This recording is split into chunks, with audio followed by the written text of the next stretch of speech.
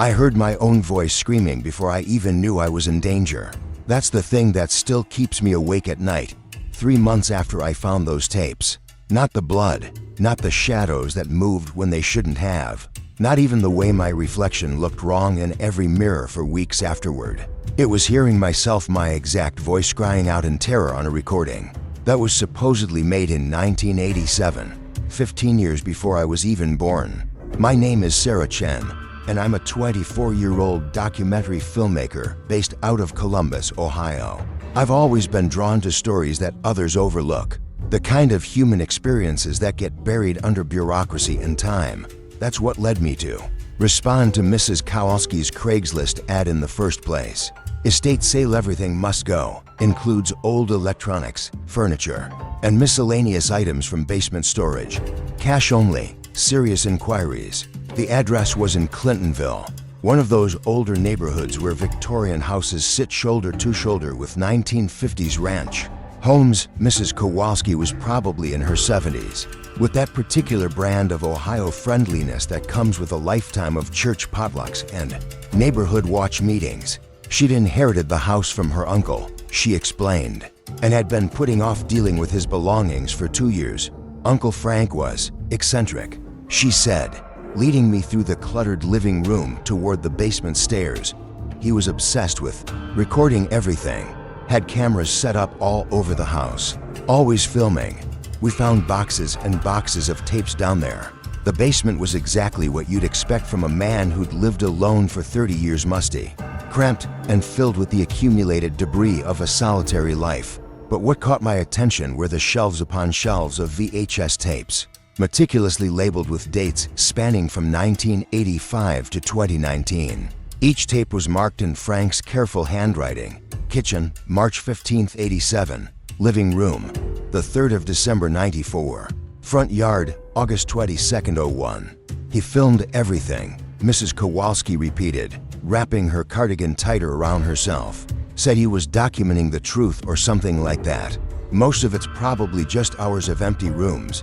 I was going to throw them away, but I thought maybe someone could use the tapes for something. I bought 3 boxes of tapes for $50, along with Frank's old VCR and a small TV. As a filmmaker, I'm always looking for interesting footage, and something about Frank's obsessive documentation intrigued me. Maybe I could piece together a short film about suburban isolation, or the way technology changed how we interact with our own lives.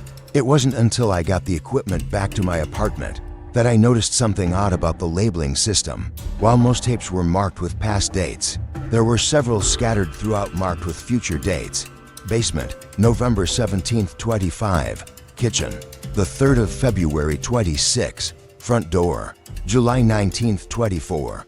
I assumed it was a mistake. Maybe Frank had gotten confused about dates as he got older. But when I loaded the first future dated tape into the VCR, my hands started shaking before I even pressed play.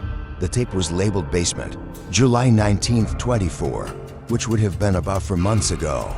The footage showed Frank's basement, but it looked different, cleaner. The shelves were organized, and there was equipment I didn't recognize, professional-grade cameras and what looked like audio recording devices. But it was definitely the same basement I'd been in that morning. A figure moved into frame, and my blood went cold. It was me, not someone who looked like me, not someone wearing similar clothes.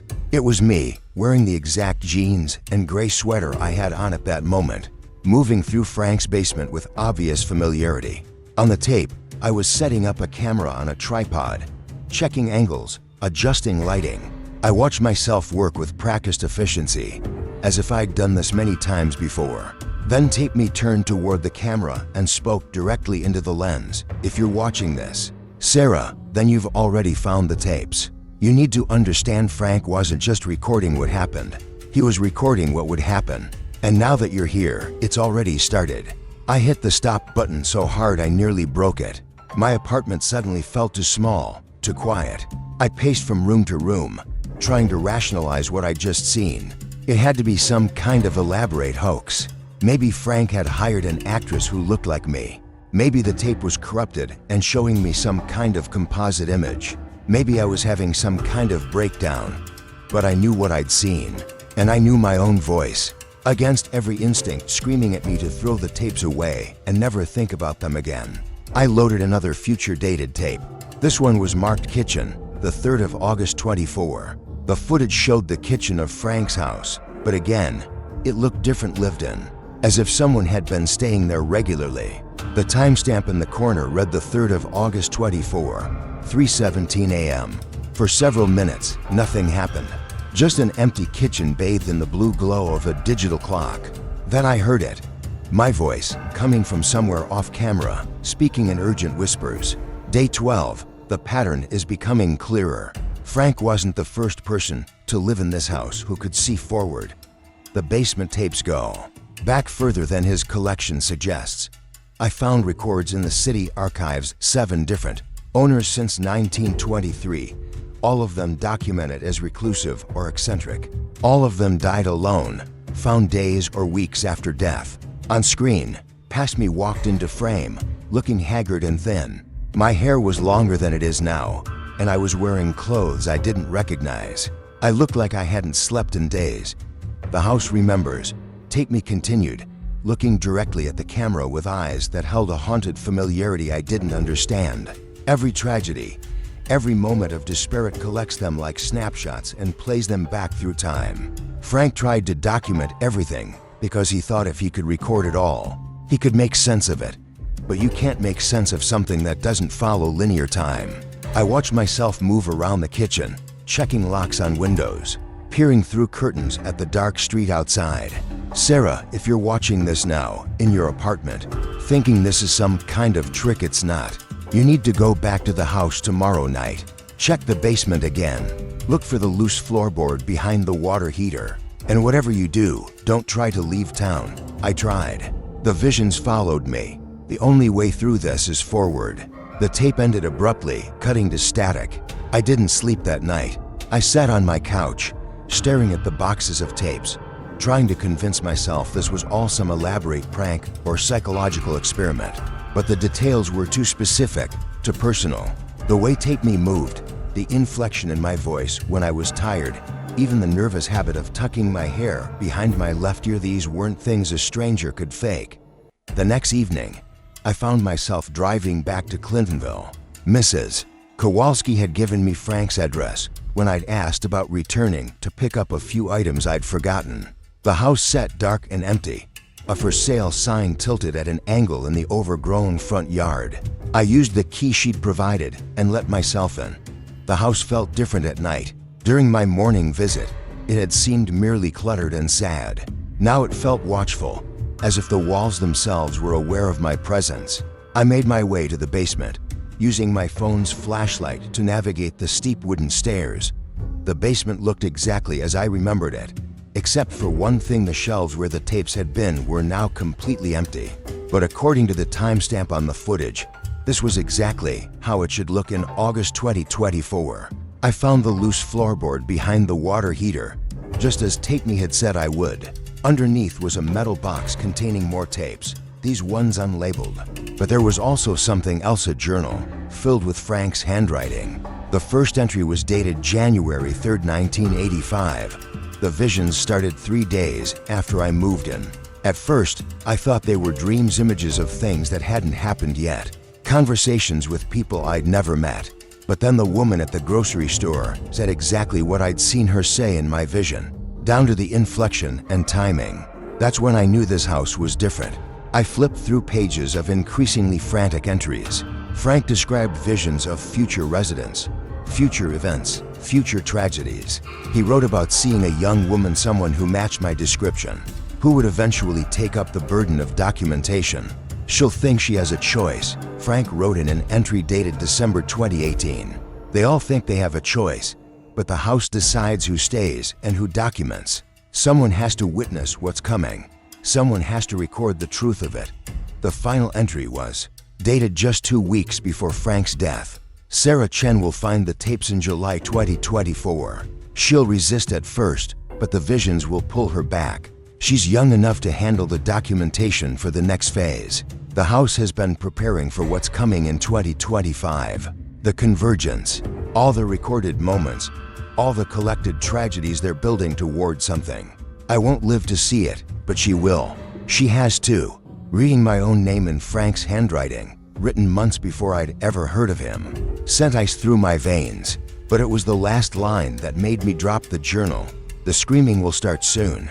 Sarah's screaming. I can hear it echoing backward from the future, getting louder every day. That's when I heard it, my own voice, crying out in terror from somewhere in the house above me.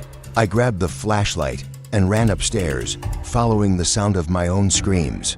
They seemed to be coming from everywhere and nowhere, echoing through the empty rooms like a recording played at full volume. But as I searched room by room, I realized the screaming wasn't coming from the present, it was bleeding through from some other time, some other version of events that hadn't happened yet.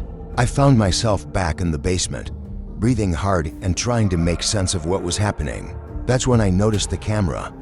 There, mounted in the corner exactly where I'd seen it in the tape, was a small digital camera I was certain hadn't been there before.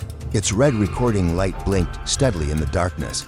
I was being filmed, right now, by equipment that shouldn't exist. And I understood, with a clarity that felt like ice water in my veins, that everything I was doing had already been recorded. Every choice I thought I was making, every step I thought I was taking independently, it had all been captured already by a house that experienced time differently than the rest of the world. The visions started that night.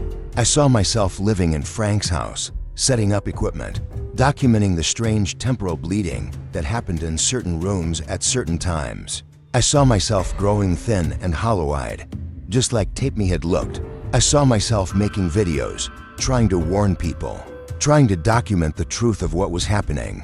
And I saw what was coming in 2025, the convergence Frank had written about. All the collected moments of tragedy and despair, all the recorded instances of human suffering that the house had gathered over decades, building toward a single point in time, when the barriers between past, present, and future would collapse entirely. Someone has to witness it. Someone has to record it. That's why I'm making this video now, 3 months later, sitting in Frank's basement surrounded by equipment I don't remember buying. The visions have been getting stronger, more frequent. I see fragments of the next year, the people who will come looking for answers, the investigators who will dismiss the footage as hoaxes, the family members who will search for me when I stop returning calls. I tried to leave, just like Tape Me said I would. I drove as far as Chicago before the visions became so intense I couldn't function. I saw myself in every reflective surface, older and more desperate, warning me to come back.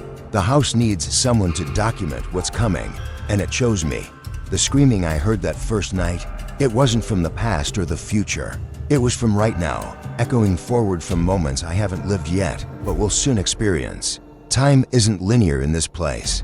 The house exists in all moments simultaneously, and it's been showing me my own future since the day I first walked into its basement. If you're watching this, if you found this recording somehow, you need to understand something important. The address is 1247 Oakland Avenue, Clintonville, Ohio. The house will be for sale again soon. Don't buy it. Don't even drive past it if you can help it. But if you do find yourself drawn there, if you feel that inexplicable pull to investigate, to document, to uncover the truth, know that you're not making that choice yourself. The house is making it for you, just like it made it for Frank, just like it made it for me. And if you do end up here, if you find yourself sitting where I'm sitting now, surrounded by equipment and tapes, and the weight of futures you can't escape, remember that someone has to witness what's coming. Someone has to record the truth of it. The convergence is only 8 months away. Now, the visions are getting clearer, more detailed. I can see the exact moment when all the recorded tragedies will align, when every moment of suffering the house has collected will cascade forward into our present reality. I don't know if anyone will ever see this recording. I don't know if it matters, but I'm documenting it anyway, because that's what the house needs. That's what I'm here for. The screaming is getting louder now, my screaming, echoing backward from moments I haven't lived yet. And I know, with the certainty that comes from seeing your own future, played back on old VHS tapes, that soon I'll understand exactly what I was screaming about. Someone has to witness it. Someone has to record it. And now, that someone is me. If you've had your own experiences with unexplained recordings, objects that seem to know the future, or places that don't follow normal rules of time, share your stories in the comments below. Sometimes the only way to make sense of the impossible is to know you're not alone in witnessing it.